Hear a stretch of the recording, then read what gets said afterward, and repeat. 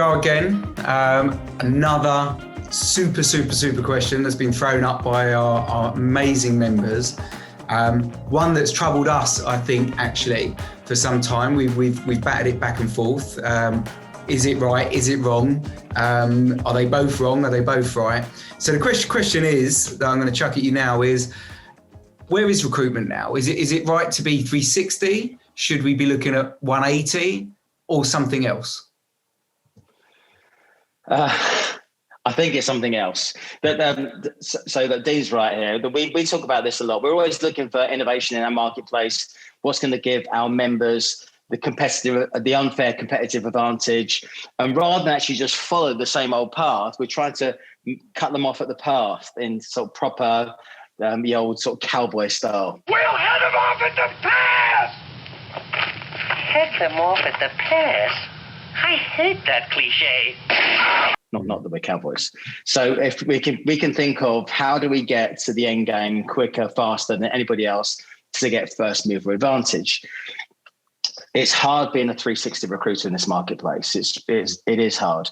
However you shift it, if you're a perm recruiter, shifting from becoming candidate-centric to becoming customer-centric, it's a massive shift. So rather than actually use CVs to open up and leverage relationships, you're now having to talk to businesses and get from what is we talk about how do you get into the C-suite? How do you actually influence and change how businesses make decisions? So rather than be at the end of a food chain. So if you think about how recruitment works today, it's you've got business owners with shareholders, the founders, then they basically give a C-suite the responsibility to actually make their dreams come true. Then there's fiduciary duty up the line. Then the C-suite has then got an operations, your heads of.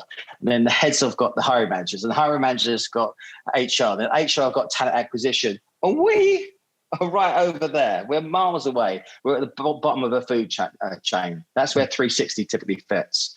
So how do we get into this C-suite here to make decisions? So that's talking about solution selling, creative, innovative ideas, becoming more than a talent partner, statement of works, everything's based on outcome delivery. So to do that, typically your normal recruiter is going to struggle to do that. Harness with what's going on in the tech world, bots, chatbots, it's amazing. So if you can acquire data and you can engage with that data, there's more opportunity for you to look at the top of your pipe and generate revenue. So Dean, you work out the maths on this, right? So let's say it's not 360, although that will work for some businesses, but this proper business at the end of 2021 will be doing some form or shape of what we think will be of this, what we think the market's going to be doing. So that's data acquisition. Now that data acquisition, you won't be doing it manually. You could outsource it. You could be using bots. You could be using chatbots. You could be using a whole host of things in terms of your marketing and your market presence to attract more data into your CRM. Once you've got that data in your CRM, then you use automation. So there's a whole host of automated tools that can start that engagement piece from HubSpot, Force 24. You've got bots. We are the robots. That can actually just start the conversation and then distancing yourself from traditional recruitment agencies and being more of akin to a consultancy style business. Once you've got that, then you would have these business development champions.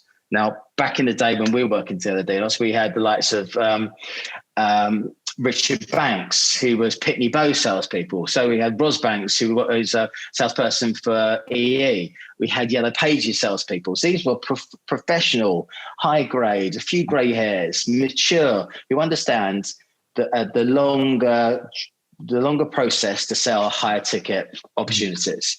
So these business champions will be the ones who use all of that data, all of their market intel, maybe even an advocate channel to actually just open up opportunities. Once you recognize an opportunity, you'll be putting in subject matter experts to scope the opportunity and to see where they fit in. At that point, you might have some form of talent request, so the need for staff. So all of that That's not a recruiter's job. Now we're going to outsource all this stuff as well. So the heavy lifting in terms of finding people and resources. So it could be using, the best in class in terms of your headhunters, the resourcing partners in India or wherever in the world that you want them. Again, you're using chatbots. Again, you're using bots to actually just draw all of this data. So suddenly you've got a whole pool of pre-shortlisted candidates. Then you need some manual intervention. So your submissions team, did I just do that? I apologize. So your submissions team are the people who most look like recruiters. They're the ones who are going to go through this long list to create a short list. They're going to present the CVs in the most appropriate way if they have to submit CVs. Alternatively, they're just going to basically just hire talent because they just don't need to put CVs in front of customers anymore, we hope. They're going to actually work out manage the process, manage the talents, do all the contractual stuff and put this to bed. Thereafter, you're going to use potentially a customer service or customer satisfaction team to maintain that relationship, just try and sell up and then put opportunities back into the BD team. Now, I think that is a version, and they won't be doing some form more of that going forward. But what's the percentage? It's about 10% recruitment in that process, isn't it? There's loads of stages. Are you going to pay people like 180 recruiters? I don't know. That's where I think the world's going. What do you think, mate? I mean, that was a great in-depth explanation as well. So, to map out that flow chart from your head is brilliant.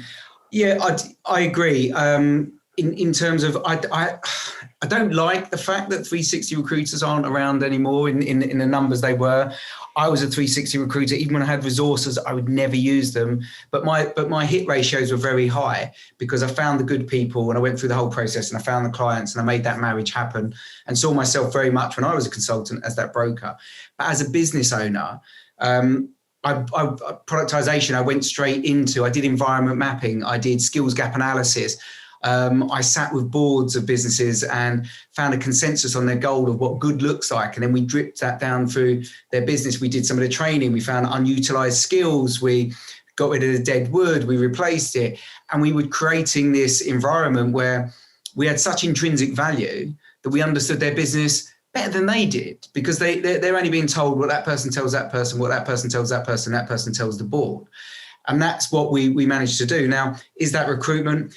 We use occupational psychologists to go in and do some of the work with us. And I think, yes, you end up with, it's a bit like American football where you've got a team of about 4,000 different people for, 10,000 different moves. You kind of end up with that toolkit, which is broader than that unscalable individual because you know as well as I do, there's only a maximum amount of runners or business that each individual can do. And then you end up just actually adding to that person, so it doesn't become it naturally by just natural progression and evolution. 360 becomes 180, becomes 90, 45, and then you end up just being that front for it. And your operating costs keep going up and up and up. In a model such as this, you can get 4 or 5 times the revenue from potentially half the staff. Because you're outsourcing everything. Your cost of sale goes down and down and down, and your productivity goes through the roof. And I love the things you're talking about there, right? When you say, is that recruitment? But it's not, but it's a legitimate business reason to be in that CEO room, that C-suite, because you're adding value. And then that way you should be getting paid for your time. So why I think recruiters are some of the smartest people in the world, in the world. Why shouldn't they be invited into a board once a quarter to give organizations an insight as to what their competitors are doing, what's new, what's fresh, how they can gain critical advantage? Why should they be hiring people? If they're going through a massive change program, why hire a load of perm people when you could do it with freelancers? And the minute that project's done, then you actually hire different people because the people to build it aren't the people to drive it. It makes perfect sense. And if you think about the way that the environments, the hiring environment's going, if that's perm and that's freelance, it's doing that. And at some point, it's going to be, I don't think my daughter, who's just gone to university, I don't think she'll ever have a full-time job in the way that we did as kids. It's going to be different. It's going to be massively different. Yeah. It's a difficult one. I think, when you even going back to when you used to say to your consultants, taking a requirement is one of the most important things you can do. Well, the clients told me they need this, this, this, and this. And I said, well, if the client actually really knew what was going on in the marketplace and actually what their competition was doing and what else was happening and what the actual pay scales look like and what the emoluments look like on any other, you wouldn't have a job because they would do it themselves. And things in business can become very insular because R2R wouldn't exist if we knew how to hire our own consultants, right? You know, it's part of the jigsaw to be able to go out to human capital experts. And my thing is, you know, if you're a recruiter, yes, you're recruiting, but is that, you know, you like recruitment's dead as a saying. Is the word recruiter dead? Because just recruiting someone actually really played down what we did. Right, really played down what we all do as an industry and actually what goes on behind the scenes. All you did was send me one person and they got the job. There's the work. Oh my God. Do you want me to list down that's the perfect scenario? Why do you want any more effort in finding the perfect person? That's a good recruiter making it look easy, right? You know, oh, Ronaldo, all you did was dribble around 7 players and score a goal. Why should we pay you millions of pounds, right? You make it look... Which one? Is that the fat Ronaldo? Or the one who loves himself? It's interesting. I think you're right. A lot of clients don't know what they want and they're guessing the future. That's my favourite analogy at the moment. It's like looking at a 6-month-old baby and guessing how tall they're going to be. Right? But we're experts. Do that with mine. We're experts in the world. So yeah, we do think that the whole 360 market is on its last legs, and people will be embracing new technology, new methods to bring critical change to organisations. And you people should be paid, but you people should be paid for your effort, not just on success going forward. Just to add to that, I totally agree. RecTech is the precursor to, you know, the death of 360, and it is that catalyst for change. So, but just like, you know, the Jedi Knights. What? I don't think you should lose 360 altogether, because there's sometimes when the dark forces of tech all work together and are biased in their own thing, sometimes you have to resort to those core skills you once had, because that will take you through the tough times, because you know you can. If you have to go and live in the wild and be like Bear Grylls and just live like a recruiter out there with his penknife and his phone, you can do it. Right, you can do it, as they say. So don't lose them totally. But beware of the sand people. Sand people? How many do you want? Well done, Dean. On that note, hopefully we'll see you soon. We will do.